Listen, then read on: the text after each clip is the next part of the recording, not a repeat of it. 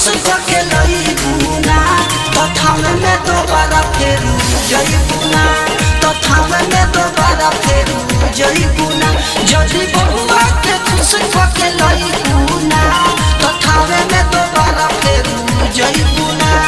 अंकुश recording studio Jadupur बाजार।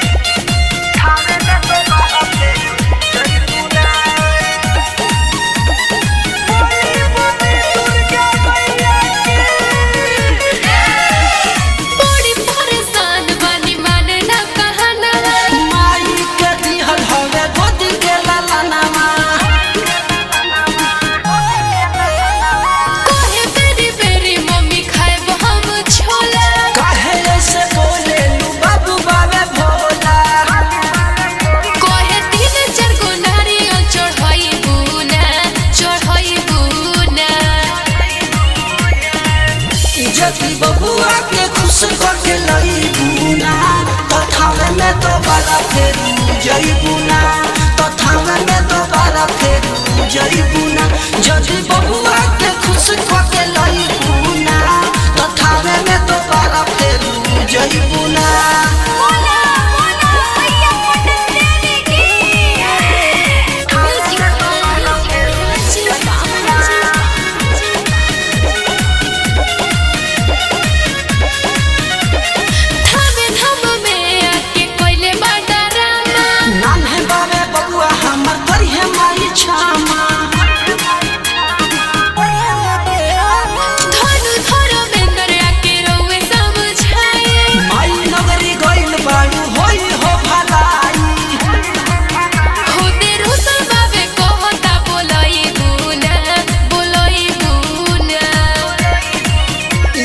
बबुआ के खुश करके लई बुना तो थामे में दोबारा फिर जई बुना तो थामे में दोबारा फिर जई बुना जदी बबुआ